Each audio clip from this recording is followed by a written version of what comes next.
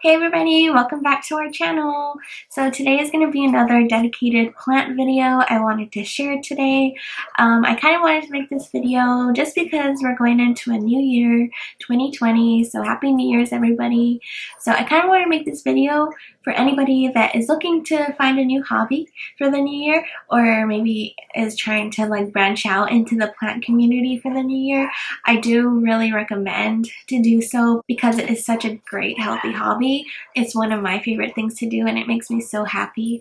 But yeah, so I'm just going to go over my top 5 recommendations for houseplants for beginners. Some plants that are more accessible and easily found for most people out there, and also the reasons why I would recommend these plants. Okay, so first on the list is going to be a snake plant as my first recommendation because they are super low maintenance. They can live in the lowest light that you give them as long as they get sunlight, whether it be from the sun or whether it be from your lights in your house or your office, wherever you're going to place it. I would recommend them because they also have very low water needs. The watering schedule for snake plants can be anywhere from 3 to 4 weeks in between waterings, and I think that's super easy because you kind of just set it and forget it, and you just make sure you check on it every now and then. But yeah, there's all kinds of different types of snake plants out there, so there's probably going to be one that will fit your aesthetic or what just visually pleasing to you. And then the second one that I'm going to recommend is going to be a peace lily. I would recommend a peace lily because this one is a low light plant that actually blooms. So if you are one that kind of likes flowers but don't like to buy them because they die so fast, I would recommend a peace lily. Along with the peace lily, I'm going to throw in the anthurium only because they both bloom and their very low light requirements make them so amazing. So basically, if you want the blooms, you're going to have to put them a little bit closer to the window or closer to a light. However, if you don't want the blooms, you can really put them wherever you want. But between the two, I'm going to recommend more the peace lily because this one communicates with you. Whenever it's thirsty, the leaves droop over and you look at it and you think that it's dead. It's not dead. It's just super thirsty, and you just kind of water it and then it perks up in less than an hour. So those are super awesome, and it's also a good frugal tip for you guys. If you're not wanting to spend so much on plants, you can really find these guys on discount at Home Depot or Lowe's or wherever, because most people aren't aware that they droop because they're thirsty. So you'll probably find them for $1 or $3. You can even find the really big ones on discount just because they're droopy, and a lot of people don't know that they just need watering. So you can really go get one on a good sale and just bring it home, water it, and it's perked up. And then you got yourself a little houseplant for a good price. So that's a good tip for you guys out there. The third on the list I'm going to mention is going to be pothos. Those guys are pretty much like a peace lily. However, there are more different varieties out there. They have all kinds of colors and variegations, which means patterns on the leaves. However, the more coloring on the leaves, the more light it's going to need. But I say it's like a peace lily because whenever they're thirsty, they droop over, and you know that you just have to water them and they'll perk up. They do perk up a little bit slower though than a peace lily. It takes a good day for them to get back and happy again. But those guys are really beautiful. They grow a little bit more wild than a peace lily though.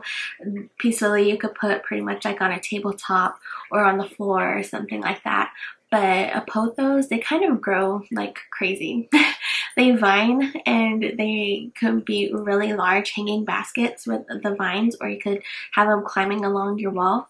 I recommend, if you want them to vine, to maybe place them a little bit further from the window, and they start reaching for the sun, so they kind of crawl around looking for the sun, and it encourages them to vine out. So I think that's pretty cool. However, if you don't want a vining plant, you could easily just get where it's growing out like this, and you cut it, and it pretty much encourages new growth at the top. So it kind of forces it to get fuller, and it won't be a vining plant because you don't have to have it vining. But they are very beautiful though, whenever they do, so I just keep them like this. And then the fourth one on the list is going to be a Monstera. I know a lot of people don't really recommend Monstera as a beginner plant, but I'm going to because they're pretty easy. You could put them like in lower light settings. They don't need all that much light. The only thing with them is that they do like moist soil, so you're gonna have to water them a little bit more frequently than other plants that you have, but they're also very fast growers. They grow pretty much every week for me, like I'll see a new leaf. So that's why I kind of want to recommend this plant because it's very satisfying to have and it just makes you feel like you're a good plant mom. So I'm going to recommend a Monstera. They do have other types in their family. More common one is going to be like the Monstera deliciosa. That one you could pretty much find at like Home Depot and Lowe's, so they're more accessible. The one I have as my top favorite is going to be the Swiss cheese vine. So that one is going to be a little bit more harder to find. However, they have increasingly got more popular in this past year, so if you keep a good lookout, I'm pretty sure you'll get your hands on one, and I would totally recommend doing so because it grows like crazy and is very beautiful. I have mine trellising on a little bamboo sticks that I made with my boyfriend. Shout out Victor.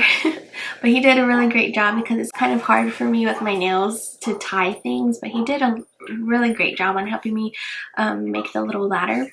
But I just made that because it kind of makes them grow along and it grows up, so they're climbing upwards and expanding their leaves, which is encouraging to get bigger leaves on your plant. So if you want that, I would recommend giving them something to climb on, or maybe even like, you know, training them to climb on the wall or along the wall. But that's just another tip to throw out there. But yeah, so I would totally recommend Monstera. Even though they look a little bit intimidating, I wouldn't be scared to buy one because they're pretty easy. As long as you keep their soil moist, they're pretty much happy wherever you put them. So that's going to be number 4. So the last one on the list today is going to be Philodendron. The reason I kind of made it lower on the list is because they're a little bit more picky with their watering, I've noticed, but they're also very beautiful, fast growers. So I'm going to put them on the list today, and I'm going to recommend them as well because they're a little bit more accessible out there. You can find them pretty much at nurseries, local nurseries in town, or sometimes you'll find some at Home Depot, more than Lowe's. To me, I've found them more at Home Depots, but it kind of depends where you live. But they do have all kinds of types and colors. They have like the Philodendron Brazils, which are more common to find. They have like the Philodendron, they have the regular jade green Philodendron, and then they also have like the Philodendron lichens, which I have here. It's one of my favorite philodendrons. It's so beautiful. It's my favorite because it has beautiful, beautiful velvet leaves. So they're very soft when you touch them, and they have like all kinds of colors. Like they have bronze and kind of like pinks and greens and dark evergreen, and it's just very beautiful. So this is my top favorite philodendron if you could get your hands on one, because they're a little bit harder to find compared to like the Brazils and the regular heart-leafed green variety. But hopefully they do become more common. I've just noticed that they're a little bit more hard to find. I did notice though, if you're willing to risk it for the biscuit, ordering off Hertz Gardens, they do have a lot of them for $9.99 and then plus shipping wherever you live. But I think that's a good price to pay. You get like a 4-inch pot of it, and I don't know. That's just where I've seen it more for like an actual decent price is on that website. But that's just up to you. If you really want one, I would really recommend you getting one. Alright, so that is all 5 of my recommendations of plants to you guys. If you are willing to get a new hobby for the new year, I would really recommend doing so.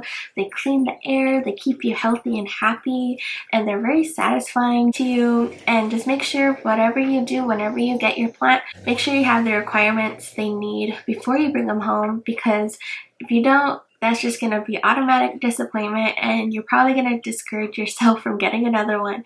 So please don't do that because they're not that hard. Just make sure you do your research and you'll be fine. Thank you guys for watching this video. If any of my advice and tips helped or encouraged you to go buy a plant for the new year, please let me know in the comments down below, and like if you enjoyed this video at all and me talking and rambling about my passion. But yeah, so thank you guys for watching, and Victor will be in the next video, I promise. I just have to make my little plant videos out there because it's one of my passions and I have to include it on this channel. But yeah, so subscribe if you're into these videos, and also lifestyle and vlog style videos, because that will be happening more in the near future. As you guys know, we got a new camera, so we're gonna be playing around with it a lot. I'll see you in our next video. Bye! Oh my god.